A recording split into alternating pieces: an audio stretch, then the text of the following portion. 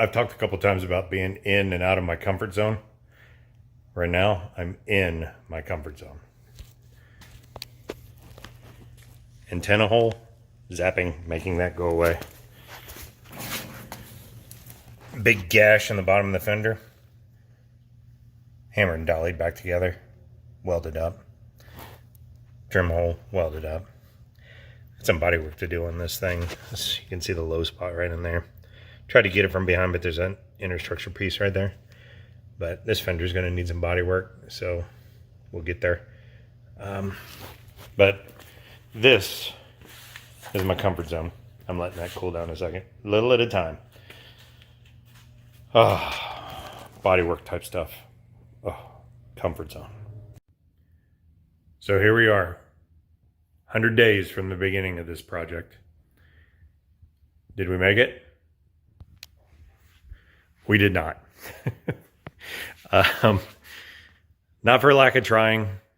A lot of people helped me even get it to this point. Started with basically that. Had it down to the bare frame, for those of you who haven't been watching the whole time, and then started from scratch. So thank you to everybody that helped and tried to push me to that, to the finish line. But honestly, probably day 80, I knew it wasn't going to happen. So there's been some gear shifting. I've been working on some parts for Cam's car, so we are absolutely sure that he goes and his fenders are done, and you know, body work wise anyway. So just shifting gears. The build on the truck is not going to stop. So if you're interested in it, keep watching. But probably won't be much done until we're back from the tour. So I just wanted to document day 100. It was a pretty lofty goal. And honestly, did I think I could make it? Yes, I did. I'm not going to give you a million excuses, but things changed about 30 days ago. And just some stuff in my life that got kind of busy, and I wasn't able to spend as much time out here. And that's okay, because I spent it with the family, and it was good things. So where we're at on day 100. The cat's still here. So let's start at the back. The bed, if you've been keeping up to date, it got a lot of blasting work done to it. That black is epoxy primer. Haven't done too much work to the outside. Did a lot of work to the inside of the bed. It's kind of covered up right now with a piece of plastic. But so gonna hand form and make a bed floor. So I ended up selling the bed off of this truck originally, the long bed. I had a friend of mine whose dad needed it. So I went ahead and sold it to him. I just decided that pulling that bed floor out of that truck was going to be too much work with all those spot welds and having to drill them all out and everything. I just thought, you know what? I'll hand fab something, because that bed floor wasn't going to work anyway, because I have decided that this is where my tank is going to live. So I like it. I think it's centrally located. It's not hanging off the back. I like when people put the tanks back here, but you got to remove that cross member. I have a Mustang tank that I could use, but it's not set up for fuel injection. So this one it's going to live right there. I'm going to modify my bed floor and cross member number 2. First cross member comes across right here. Second cross member comes across right in here. So I'll mod that, move it around. My bed will sit right over top of that.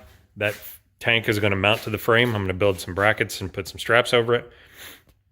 I'm going to build an access door in my bed floor, probably with Zeus fasteners or some kind of quick connect things, and just make it work. This truck isn't going to be used for a lot of hauling, but it's still going to have a ton of bed space left, so it will be able to haul stuff. So other than that, let's see. Since I don't have all the weight back on it yet, I don't have my pinion angle set, so I'm not really ready there. All the brake lines are on, bolted up. Everything brake-wise is sealed up, but I have not bled the brakes. There's still a little bit of a tweak in the frame that needs to get taken care of, and that is kind of visually, it's right in here. There's a little bit of bow in the center that I've talked about in some of the past videos from when the truck probably took a pop in the right front is what I'm guessing. And it just bowed the frame a little bit. It's not uncommon. Don't freak out. The frame damage is not a killer on vehicles. That's what they make frame machines for. People do it every day. So when I get to that point, it'll go to the frame shop. I already know who's doing it. They've already agreed to do it. Still have to put, I got a ton of body work left. That's going to be the next thing after we get it running. Interior wise, really not a whole lot. It doesn't look like it, but there's really not a whole lot left. This truck has pretty bare bones when it comes to interior. The cluster is pretty much done, ready to go in, just not going in. The glove box door is painted. I have all that stuff. There won't be a radio in it, not for a while. I found the vents for the defrost. I have those. Just need to get them painted. Biggest part in here probably is this, or that's going to take the longest, would be the seat brackets that I had discussed, using the factory bench seat tracks, putting the braces across 1.5 inches, and then mounting my gray bucket seats to them. The interior is going to be gray, so the headliner and everything will be gray. I don't know if I'm going to do it material or just paint it. So got that to do. Like I said, lots of body work still. Fenders got blasted. The doors got blasted. They're over there. That red on there is not rust. That's red oxide primer. They just have not been epoxy primed yet. They're doing fine. They're sitting there undisturbed and they're fine. Lots of body work to do on those. Rust wise, not much. A little bit at the bottom of this one. A little bit at the bottom of the other one in the back. Fenders, already did a little deal on those. If you've been watching, they came out pretty decent, but still lots of body work needed. Grill, just a little bit of body work needed. Got my new cab corners up there, just kind of sitting. Hood's in good shape, ready to go. So that's all. That'll all come. Engine-wise, Cam solved the problem with the fuel pump, it not cycling. So it is cycling now. It's pressuring up. If you watched one of my last videos about the fuel line, you saw that it does create pressure, because when you release that line while it's pressurized, you saw exactly what happens. So dumb me pulled the trigger on that. So basically what's left engine-wise, other than making sure all this wiring is finalized and tucking it after we get it running, this is what's stopping us from pulling the trigger on starting. What's that, you say? That's the map sensor. I completely missed that when we started, all the wiring and stuff. The harness that I got out of Pick and Pull that I used for this, that had been cut. And I didn't know where it went. And I wasn't smart enough to go back to the wiring harness that Larry gave me to see if I could figure it out until the other day, when Cam and I were kind of coming to this last thing going, okay, we don't know what these wires go to. We finally figured it out. Went back to Larry's harness, and he had the plug on there, and he had it marked map sensor. So he didn't know what happened to his. I think it mounted on the AC box, which from his truck is gone because he went to a vintage air setup, I believe. So we think it got tossed. So I got one coming. It's actually supposed to be here today.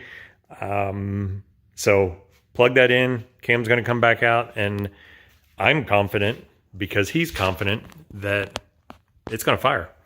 So a lot of tucking and work to do over here. This is where this box is going to live, the power distribution box. It's already mounted. Works good. Plugged into the engine harness perfectly. There's a lot of wires in this truck that are not necessary. There was a giant bulkhead that went into the firewall on the 95 that I pulled the wires from. It mounted like down in this area of that 95. That stuff is not used. That's all the interior stuff, and it feeding to the exterior and to the computer. None of that's used on this truck. We're using all my original wiring in the dash. It was great. There was no problems with that. So that's used for the inside. This is my main, harness for the computer or for the engine, which feeds back to the computer, that is used. So this is probably where the computer is going to live. I'm going to build some type of box for it to protect it from the elements. And told you, I think if you've been following, like I said, everything is working interior wise. Windshield wipers, heater, blower motor, lights, signals, flashers, everything's working in here. So it's just a matter of getting everything buttoned up and, plugged in and tucked away and all that. So this is where we're at. Are we a long way from finished at day 100? Yes, but I'm pretty damn happy with where I got. It just wasn't going to happen. And like I said, I knew about day 80 that this was not going to happen. And Cam wasn't convinced yet. He kept plugging along at the engine stuff because he wanted it to go probably as bad as I did, if not maybe more. So I can't wait to drive the truck. I'm really looking forward to it. Suspension wise and steering wise, I mentioned I have a little bit of work still to do on the steering links and bars. So, but now that I know what I'm doing there, that'll make that go a lot faster. For those of you maybe that haven't been keeping up, but did see some of it, I got my fourth wheel. It mounted and balanced fine. So we're good there. It still hasn't been painted. So, but that's okay. This is where we're at, day 100. I'm happy. I'm happy and disappointed all at the same time. I am not missing Power Tour, and we will be heading out of the Kansas City area on Sunday, June 12th. So if there's anybody in the Kansas City, Missouri area that wants to roll with us, we will be leaving early Sunday morning, getting to Memphis, staying in Memphis Sunday night, and good night. Let me tell you what, I'll show you what I'm laughing at. Oh, no. Yeah, that's what I'm laughing at. She's coming up behind the camera. So if there's anybody that wants to join us, throw in the comments or email us at hindsightengineering@gmail.com. And stay tuned and keep checking in on the build. I'm not stopping, but there will be a pretty hard pause until after the Power Tour. We need to make sure Cam's car gets ready, and if there's anybody else that needs a hand, that's where I'll be in the next couple of weeks. All right, stay tuned. And Shopcat still wants to get part of the action, right? Right.